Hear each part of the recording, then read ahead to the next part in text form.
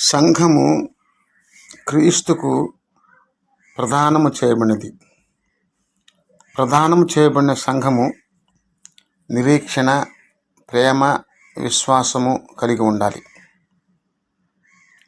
ప్రధానానికి గుర్తుగా జ్ఞాపకముగా ఇవ్వబడిన ఆభరణము ప్రభువుని జ్ఞాపకం చేసుకున్నటకు ఒకరోజు, అది ప్రభుదినం, ఆదివారము.